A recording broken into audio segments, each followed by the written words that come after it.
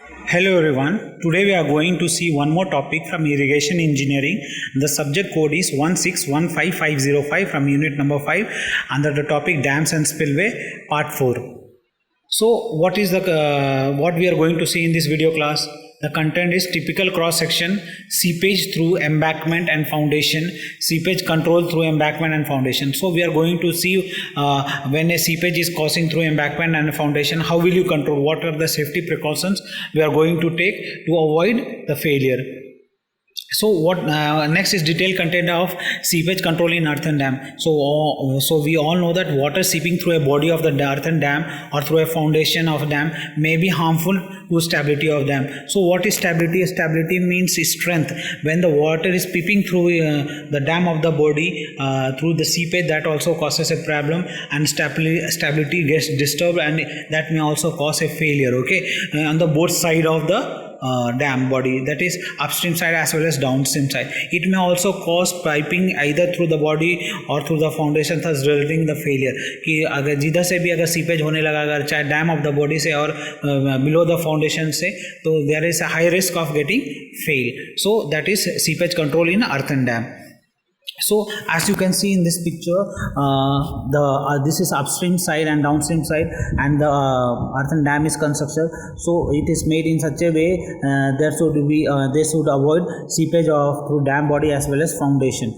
Okay, if it is in permissible limit, then it is okay, but if it crosses the permissible limit, then that is a problem. Next is, as you can see in this picture, the uppermost layer is known as a crust. Okay, and this is downstream side, and this is upstream side. Okay, so in upstream side the water level is up to here. Okay, so the phreatic line, as you can see, this is the phreatic line. Okay, if it is in under limited condition, then it's okay, it will not disturb the stability. But when it is the seepage piping is through the dam body and continuous seepage is there, then there is a chances of getting failure. As you can see, the बरो का हमने दोनों side से bill किया हुआ है. ठीक है, तो आप जब कस के अगर टाइट आएगा तो ये पार्ट भी टूट सकता है, तो दैट कॉसेस है फेलियर ऑल्सो. तो how can you avoid that? If you have proper RepRap all across both the side, that is stone pitching दोनों साइड रहेगा, तो आप इस बरो को अवॉइड कर सकते हो. Next is seepage control in earthen dam. How will you control the seepage through an earthen dam? As we all know, it depends on the material. What type of material is used in the making of earthen dam? So it should be made up of impervious soil as well as impervious foundation, so that the water from one side should not crosses the lower side also. As you can see, there is a wide water level, and this is a phreatic line which is approx h/3. Okay, so it is under limit condition, but it crosses over, then that is a failure. Okay, next is seepage control in earth. How will you control? By providing rock toe or a toe filter on both side. ठीक है, rock toe और toe filter कहाँ डालोगे? Varying size from 15 centimetre to 20 centimetre, वो side जो homogeneous हो, ताकि जब उसमें पानी टकराए तो उससे सीपेज ना हो और वहाँ का सॉइल स्टेबल रहे, वहाँ का सॉइल मूव ना हो. ठीक है, इसलिए हम रॉक टो को हम लोग थोड़ा स्ट्रॉन्ग बनाते हैं. The height of rock toe is kept between 25 to 35% of the reservoir head. The top of the rock toe must be sufficiently higher than the tail water depth, so as to prevent wave action of the tail water. तो जो tell water होता है, जो आखिरी पानी होता है, जब उससे लड़ता है, ठीक है, जब उस पर गिरता है, तो there is a continuous impact on that. Due to that there is a movement, so suddenly the soil would get dislodge. Okay, तो हमको सब चीज़ को ध्यान में रखते हुए रॉक टो को थोड़ा स्ट्रॉन्ग बना के रखना है. ठीक है, नेक्स्ट है हमारा, as you can see in the picture, there is a rock toe. This rock toe is made. Okay, so here the material is used and now concreting is being done. So जितना भी seepage line रहे, well should be here, ताकि हमारा downstream side में क्या हो, पानी पास हो के ना हो, तो that will avoid a failure. Or else you can provide a finer जो synthetic material, तो which क्या हुआ, उससे भी वाटर ना थ्रू फाउंडेशन सिप होने देगा, ना थ्रू डैम बॉडी होने देगा. Next, either by providing horizontal drains. As you can see, the drains has been being provided. ठीक है, और हॉरिजॉन्टल ड्रेन फिल्टर्स जो रहता है, उससे क्या होता है, लिमिट कंडीशन में वहाँ तक पानी आता है, लेकिन डैम बॉडी को क्रॉस ना करता है, तो उससे क्या होता है, फेलियर नहीं होता है. But if it is not made in that way, that for sure the failure would be occurring soon. Okay, तो the high probability of getting failure is if rock तो नहीं रहता है तो ठीक है। नेक्स्ट है हमारा हॉरिजेंटल ब्लैंकेट और हॉरिजेंटल फिल्टर। तो हॉरिजेंटल ब्लैंकेट का तो मोस्टली हम अपस्ट्रीम साइड में हम लोग प्रोवाइड करते हैं एज वेल एज डाउनस्ट्रीम में भी डालते हैं। तो horizontal filter extend from toe downstream end of the dam inward up to distance of varying from 25 to 100% of distance of the toe from the centre line of the dam. Okay, उसको blanket को ऊपर impervious layer को बुझाते हैं ताकि वो हमारा जो पानी हो उसके ऊपर से पास ना हो, ऊपर से नीचे की ओर पास ना हो, ताकि वहाँ की जो सॉइल हो वहाँ की मूवमेंट ना हो।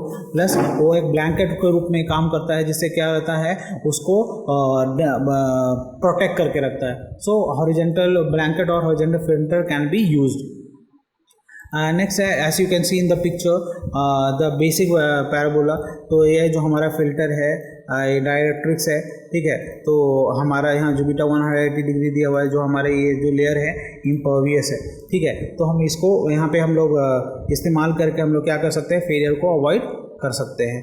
सो as you can see another diagram this homogeneous embankment fill. तो होमोजीनियस का मतलब होता है एक ही मटेरियल को इस्तेमाल करके एम्बैकमेंट बना हो, चाहे वो डिफरेंट टाइप का सॉइल हो या स्टोन हो, दैट डिपेंड्स। ओके, तो हम उसका टो एंड में या डाउन स्ट्रीम साइड में हम हॉरिजॉन्टल ब्लैंकेट दे देंगे, ड्रेन दे देंगे, ताकि जो हमारा फ्रैक्टिक लाइन आ रहा है, जो सीपेज लाइन आ रहा है, कंट्रोल लिमिट में हो और plus down of the body और थ्रू फाउंडेशन टिपिंग ना करे, वो पास ना हो, ठीक है। इसलिए हम लोग हॉरिजॉन्टल ड्रेन फिल्टर भी इस्तेमाल कर सकते हैं और हॉरिजॉन्टल ब्लैंकेट भी इस्तेमाल कर सकते हैं to avoid seepage.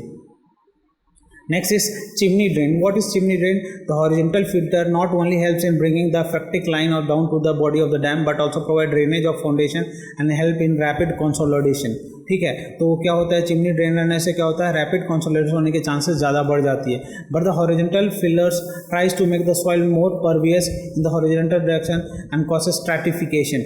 So what we are studying here, we are studying seepage through the embankment as well as foundation. तो जो हमारा एम्बैकमेंट है वो इसको किस नाम से जाता है, डैम ऑफ द बॉडी। तो उससे जो सीपेज होता है तो उसमें चिमनी ड्रेन भी रहता है, तो वहाँ पे अगर हम लोग प्रॉपरिंग फिल्टर और इम्पर्वियस कोड देंगे तो उसको हम लोग अवॉइड कर सकते हैं, ठीक है। नेक्स्ट है हमारा सीपेज कंट्रोल। जैसे आप देखेंगे कोर हर्टिंग इसको बोलते हैं, हम लोग हर्टिंग प्रोवाइड करा है, तो अपस्ट्रीम साइड से जो हमारा पानी जो सीपेज करेगा तो वो कोर की वजह से डाउनस्ट्रीम साइड में नहीं आएगा, ठीक है। And here also chimney drain is provided, ठीक है। तो अगर ज़्यादा HFL बढ़ जाता है तो उसमें क्या होता है कि चिमनी ड्रेन हमने टॉप लेयर से दे दिया है हर्टिंग से, तो ज़्यादा पानी होगा तो एक्सेस पानी यहाँ से ही निकल जाएगा, तो इससे क्या होगा, स्टेबिलिटी भी मेंटेन रहेगा और स्ट्रक्चर भी फेल नहीं होगा, ठीक है। एंड क्रस्ट क्या है, top most layer of the top most part of the dam body, उसको हम लोग किससे नाम जानते हैं, क्रस्ट। द हाइटेड पार्ट को हम लोग क्रस्ट से जानते हैं, ठीक है। नेक्स्ट है तो chimney drain. As you can see in the picture कि यहाँ जो हमारा पानी है ये this is chimney drain provided, ताकि हमारा यहाँ से पानी सीपेज को कंट्रोल कर सके, ठीक है। Next is seepage. तो हमारा different type of homogeneous embankment है, उसमें डिफरेंट टाइप्स ऑफ ब्लैंकेट और foundation drain and chimney drain and toe drain कैसे कैसे दिया है, as you can see in the picture and you can understand, ठीक है। और आपको ये पिक्चर को ध्यान से याद में रखना है ताकि आपको आसानी तरीके से सोल्यूशन कर पाओ when the question is being asked in examination point of view. Next is impervious cut of. So what is impervious cutoff? Impervious cutoff made of a concrete or a sheet pile may be provided in upstream end. वो upstream end में हम लोग डाल देते हैं ताकि उससे जो हमारा पानी जब लड़े तो वो पास ना हो। At the heel, वो कहाँ पे रहता है, heel पे रहता है। तो what is heel and toe? I will say if this is an embankment, so this is toe and this is hill. Okay, तो यहाँ पे हम लोग impervious cutoff डालते हैं ताकि हमारे पास पानी सीपेज ना हो, ठीक है। When the depth of the pervious foundation strata is very large, a cutoff up to lesser depth may be provided. Such a cutoff reduces the seepage discharge by a smaller amount. कितना amount से, smaller amount से उसका discharge को कम करता है, so much so that 50% of that reduces the discharge by 25% to 90% and discharge to 65%. So what is discharge here? The discharge means flow of water from one place to another place, either by a spillway or either through a seepage. That also in order to avoid seepage there should be a proper body of the dam or foundation. If it's not possible तो उससे क्या होता है, seepage बढ़ जाता है, उसे failure होने का चांसेस और ख़तरा ज़्यादा बढ़ जाता है। Next is, as you can see in the picture, there is a in the picture effect of partial cutoff and position of line of seepage. So this is HFL, okay, HFL. The water level is here, and this all area. So this are the dotted line are the seepage line which is going near the toe. If you have a pervious material, तो हमारा क्या होगा, structure of the body fail नहीं होगा, ठीक है। और foundation वो केव से उसका जो डिस्टेंस बॉडी और फाउंडेशन के बीच में किससे डिनोट करा गया है, डी से डिनोट किया गया है, ठीक है। तो इससे हम लोग क्या कर सकते हैं, हम लोग उसको निकाल सकते हैं। नेक्स्ट है seepage control to foundation in impervious cut off. तो जो हमारा इम्पर्वियस कट ऑफ रहता है तो हम लोग कैसे निकाल सकते हैं, इस पिक्चर में हमारा दर्शाया है, ठीक है। नॉर्मल पूल है जिसमें रिप्रैप किया हुआ है, डैम कोर है जैसे हर्टिंग उसको है, नीचे से कट ऑफ ट्रेंच है, एक्सट्रीमली इम्पर्वियस स्ट्रेटम है, ठीक है। तो उसमें भी पानी आके रुक सकता है, उससे हमारा जो स्ट्रक्चर नहीं फेल होगा। नेक्स्ट हमारा प्रीवियस फाउंडेशन है और ड्रेनेज ब्लैंकेट है, वहाँ पे प्रोवाइड करा गया है, ठीक है। In order to avoid seepage, okay, और उससे हम लोग कंट्रोल करा जा सकता है इम्पर्वियस कट ऑफ से, ठीक है। नेक्स्ट है relief well and drain trench. तो रिलीव वेल क्या होता है, down when large scale seepage takes place through the previous pervious foundation, when you make a foundation which is pervious, और तो वहाँ पे क्या होता है, हम लोग वहाँ पे एक वेल बना देते हैं ताकि पानी उसमें स्टोर हो और उससे डैम का स्टेबिलिटी मेंटेन रहे। Possibility is that the water में boil up near the toe of the dam, ठीक है। Such possibility can be control by constructing a relief well. तो उसको जो टो के पास हम क्या बना सकते हैं, एक रिलीफ वेल बना सकते हैं और ड्रेन ट्रेंच बना सकते हैं in the upper impervious layer. तो वो से जो एस्केप ऑफ सीपेज वाटर होगा वो कैच हो जाएगा और आसानी से वो क्या होगा, without providing any damage to the dam of the body और फाउंडेशन, उसको हम लोग कंट्रोल में करा जा सकता है, ठीक है। That is relief well and drain trench. Next is as you can see in the picture which will help what is relief well.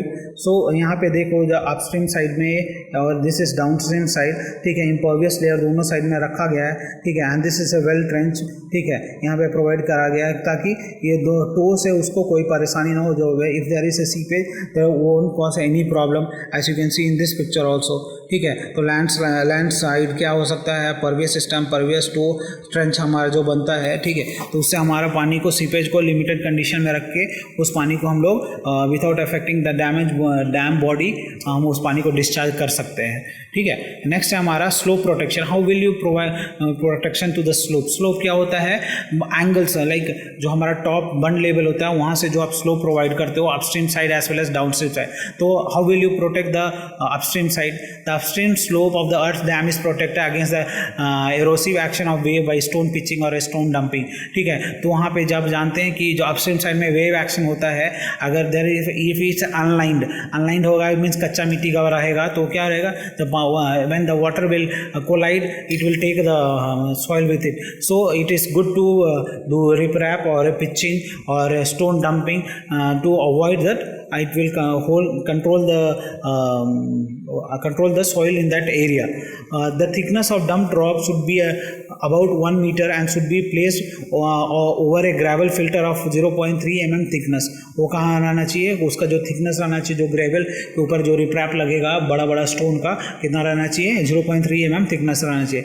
The filter prevents the washing of fines from the dam into the riprap. The provision of such dumped riprap has been found by the most effective and has been failed only in 5% of cases. Like if you have provided proper riprap or stone pitching, so only 5% of cases has been failed. Otherwise 95% is success when you have riprap or a stone pitching on the side slope of upstream side. Okay. Next is जब आप ये picture देख सकते हो, जो हमारा ये है लाइंड है, ठीक है। लाइन को क्या बोलेंगे, इट इज़ कंस्ट्रक्टेड और मैशनरी मेड। तो इससे क्या होगा, जो it will keep the soil under it is firm, okay. It won't get moisture and it won't get accumulated. If it is online, the water will flow, runoff will come, so the soil will also go with this, so that will also cause a failure. So soil protection is very much important, okay. So as you can see, slope problem, top of the embankment is there, ठीक है, unstream slope, then rocks riprap we have provided, and below that gravel riprap, filter material, and here when water comes तो it won't cross seepage, और वो हमारा जो पानी रहेगा उससे भी हम लोग उसको कंट्रोल करा जा सकता है। तो yes, you can see the making of canal, how we can use geosynthetic material to provide protection to the slope also.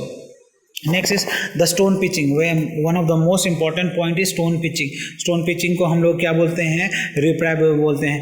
The hand picked riprap requires a lesser thickness, may prove more economical if suitable rock is available only in limited quantity.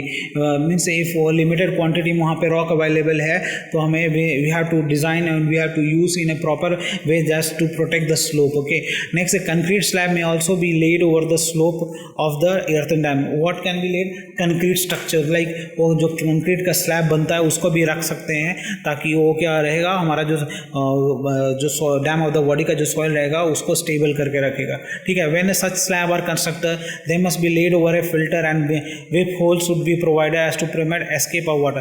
Like certain times उसमें अगर whip whole नहीं रहेगा तो due to pressure also वो फट सकता है, टूट सकता है. So there should be a weep hole. अगर ज़्यादा प्रेशर रहेगा तो उससे पानी हमारा निकला जा सकता है. ठीक है. Joints creating hole beneath the slab causing slab protection have been found to fail about 36% of cases. तो जब हम सॉइल को कंक्रीट स्लैब में तो 36% चांसेस है फेलियर होने का. Okay, so slope protection how can we do, we either we will be doing about stone pitching और by concrete slab placing. Okay, so by these 2 points we can protect. So as we can see in the picture, there is a weep hole. This weep hole is there, so through which water oozes out when there is a too much pressure in upstream side. So native soil, drain, backfill gravel, and then geotextile fabric is provided just to avoid that is shrinkage or what we call seepage through the dam of the body. ठीक है. तो हमें weep whole provide करना बहुत ज़रूरी है. Next is protection on downward streams. वो तो डाउनवर्ड स्ट्रीम में भी हम लोग रिप्रैप डाल सकते हैं और यू कैन प्रोवाइड हरियाली.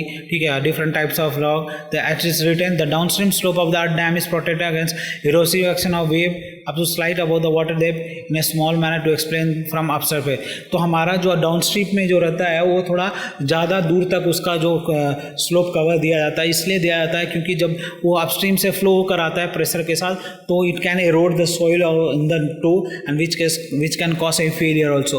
More the downward slope should be protected against the erosive action of rain runoff by providing horizontal berms. उसमें हम लोग बम्स गड्ढे ऊंचा बीच में कर देंगे, बम्स दे देंगे. मीन्स कि pile of soil will be kept, that is known as a berm. Okay, that can be suitable interval say about 15 meter, so to intercept the rain water and discharge it safely. Attempts should be made so that grass and plant in the downstream side slope soon after the construction. ये बहुत ज़रूरी है कि हम लोग हरियाली और turfing downstream side दे देंगे ताकि वहाँ के जो मिट्टी को क्या करेगा, पकड़ के रखेगा and there will be less chance of failure. Next is as you can see berms are made. These are the berms. Okay, so when and turfing is done, that is हरियाली, that is घास लगाया गया है ताकि हमारा जो रहेगा seepage रहेगा कंट्रोल रहेगा और प्लस अगर रेन वाटर रन ऑफ होता है तो यहाँ पे आकर रुक जाएगा, फिर धीरे से हमारा कट के बाहर निकलेगा. तो this is the thing what we have seeing in slope protection. So again you can see the slope protection riprap is done in the both side and there is a way given so people can access it also. ठीक है. Next is what we have seen in this video class. We have seen about the typical cross section seepage through embankment and foundation, and we have seen about how we'll be controlling seepage through the embankment and foundation. तो embankment क्या होता है, dam of the body होता है जो raised part होता है. Foundation below part होता है जिसपे हमारा embankment रेस्ट करता है, उसको हम लोग फाउंडेशन बोलते हैं. ठीक है. तो इसमें हम लोग कैसे उसका हम लोग सीपेज को कंट्रोल कर सकते हैं, आइदर बाय प्रोवाइडिंग रिप्रैप और बाय प्रोवाइडिंग स्टोन पिचिंग और प्रोवाइडिंग कंक्रीट स्लैब. दोनों साइड में देंगे तो chances of failure is very less and it will be a long lasting one. ठीक है. So I have referred 3 books, that is doctor BC Punamiya book which is under Lakshmi publication, and irrigation engineering and hydraulic structure by SK Garg, Khanna publication, and an online source that is google.com. Okay, so I have referred this 3 topic to prepare this slide. If you have any problem we can deal in the doubt session also. Okay, so have a good day ahead. Thank you.